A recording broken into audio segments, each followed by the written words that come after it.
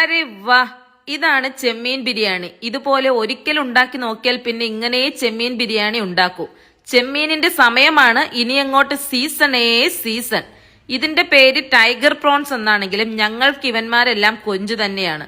ഇതിനെ വരയൻ കൊഞ്ചെന്ന് വിളിക്കും. ചിലര് പറയാറുണ്ട് കൊഞ്ചും ചെമ്മീനും രണ്ടും രണ്ടാണെന്ന്.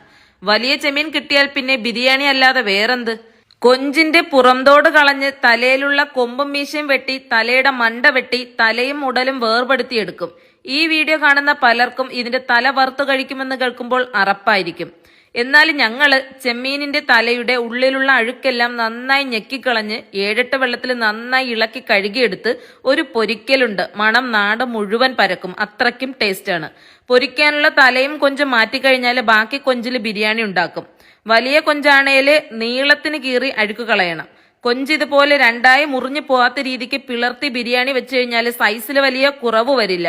വലുത് നോക്കി 4 തലയും പൊരിക്കാൻ മാറ്റി ബാക്കി ബിരിയാണിക്ക്. പാനിലേക്ക് ശുദ്ധമായ 5 ടേബിൾ സ്പൂൺ വെളിച്ചെണ്ണ ഒഴിച്ച് ചൂടാക്കാം. വെളിച്ചെണ്ണ ഒട്ടും വേസ്റ്റ് ആവാതിരിക്കാൻ എല്ലാവർക്കും ഇത് പരീക്ഷിക്കാം. ബിരിയാണി ദമ്മിടാൻ ഉദ്ദേശിക്കുന്ന പാനിൽ വേണം ഇതുപോലെ എണ്ണ ഒഴിക്കാൻ. 1.5 സവാള നുറുക്കിയത് ചേർത്ത് നന്നായി മൂപ്പിച്ചെടുക്കാം. മൂക്കാറായി വരുന്ന ബാക്കിനൊരു 50 ഗ്രാം മുന്തിരി കൂടി ചേർത്തിളക്കി ഇരുവരെ മൂപ്പിച്ചു കോരി ശകലം പഞ്ചസാര തൂക്കി ഇളക്കി വെക്കാം. ബിരിയാണി ദമ്മിടുന്ന നേരം വരേക്കും പഞ്ചസാര ചേർത്തോണ്ട് നല്ല ക്രിസ്പി ആയി തന്നെ ഇരിക്കും. അണ്ടിപ്പരിപ്പുള്ളവർക്ക് അതും ചേർക്കാമേ. സവാള വറുത്തെടുത്ത സെയിം ഓയിലിലേക്ക് തന്നെ നമുക്ക് കൊഞ്ച് മസാലയ്ക്ക് വേണ്ട സവാള 2 നൈസായിട്ട് അരിഞ്ഞ് ചേർത്ത് ഇളക്കി നന്നായി മൊരിയിച്ചെടുക്കാം. മൊരിഞ്ഞ സവാളയിലേക്ക് 3 പച്ചമുളകും 2 വറ്റൽമുളകും 1 കഷ്ണം ഇഞ്ചിയും 1.5 തുട വെളുത്തുള്ളിയും പേസ്റ്റാക്കിയത് ചേർത്ത് വീണ്ടും വഴറ്റാം. പുറകേന്ന് ചെറിയ പഴുത്ത 2 തക്കാളി കൂടി ചേർത്ത് ഇളക്കി കഴുകി വൃത്തിയാക്കി വെച്ചിട്ടുള്ള കൊഞ്ചെല്ലാം പറക്കി ഇട്ട് കൊടുക്കാവുന്നതാണ്. പുറകേന്ന് കുറച്ച് ഫ്രഷ് പുതിനയിലയും കുറച്ച് മല്ലിയില നുറുക്കിയതും മസാലയ്ക്ക് ആവശ്യമായിട്ടുള്ള ഉപ്പും ചേർത്ത് ഇളക്കി കഴിഞ്ഞാൽ പൊടികൾ ചേർക്കാം. 1/2 ടേബിൾ സ്പൂൺ അടുപ്പിച്ച് വറുത്ത് പൊടിച്ച കുരുമുളക് പൊടിയും 1/2 ടേബിൾ സ്പൂൺ മുളക് പൊടിയും 1 ടീസ്പൂൺ മഞ്ഞൾപ്പൊടിയും 1 ടീസ്പൂൺ ഗരം മസാലപ്പൊടിയും 1/2 ടീസ്പൂൺ ചെറിയ ജീരകം തല്ലിയതും 2 ടേബിൾ സ്പൂൺ നല്ല കട്ട തൈരും വീട്ടിലുണ്ടാക്കിയതാണ് ചേർത്ത് ഇളക്കി കുറഞ്ഞ തീയില് മൂടി വെച്ച് ഒരു 3 മിനിറ്റ് ഒന്ന് വേവിക്കാവുന്നതാണ്. 1/2 ടേബിൾ സ്പൂൺ മല്ലിപ്പൊടി കൂടി ചേർക്കണം കേട്ടോ, ഞാൻ മറന്നുപോയി, ഞാൻ ഉടൻ തന്നെ ചേർത്തിട്ടുണ്ട്. അപ്പൊ അതും കൂടി ചേർത്ത് വേണം നമ്മളൊരു 3 മിനിറ്റ് വേവിക്കാനായിട്ട്. കൊഞ്ച് വേവുന്ന സമയത്ത് നമുക്ക് അരി അളന്നെടുക്കാം. ഞാനിവിടെ 1/2 കപ്പിന് മുകളിലോട്ട് അരി എടുത്തിട്ടുണ്ട്. 10 മിനിറ്റ് കുതിർത്തി ഊറ്റുവാരി എടുക്കാം. പാനിലേക്ക് അരിയുടെ ഇരട്ടി വെള്ളം വേണ്ട, കുറച്ചുകൂടെ കുറച്ചെടുത്ത് ഒഴിച്ചു കഴിഞ്ഞാൽ സ്പൈസസ് ചേർത്ത് കൊടുക്കാം. ആവശ്യത്തിന് ഉപ്പ് ചേർക്കാം. 1 ടേബിൾ സ്പൂൺ നെയ്യ് ചേർക്കാം. ഒരു നാരങ്ങ പിഴിഞ്ഞൊഴിക്കാം. തിളച്ചു കഴിഞ്ഞാൽ ഊറ്റിയ അരി ചേർത്ത് കൊടുക്കാവുന്നതാണ്. ഇളക്കി മീഡിയം ഫ്ലെയിമിൽ വേവിച്ചെടുക്കണം. സിമ്പിൾ പരിപാടി.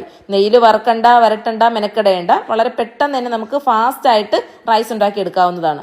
വെന്ത കൊഞ്ച് ഇളക്കി സ്റ്റവ് ഓഫാക്കി മാറ്റി വെക്കാം. റൈസ് വേവാറായി കഴിഞ്ഞാൽ തട്ടിപ്പൊത്തി വെക്കാം. അപ്പോൾ ഒരു 90% വെന്ത ശേഷം നമുക്ക് ദമ്മിടാനായിട്ട് കൊഞ്ചിന്റെ മുകളിലേക്ക് 1 ലെയർ ചോറിട്ട് കൊടുക്കാം. അതിന്റെ മുകളിലേക്ക് നമുക്ക് മല്ലിയില, വറുത്ത ഉള്ളി, മുന്തിരി ചേർത്ത് കൊടുക്കാം.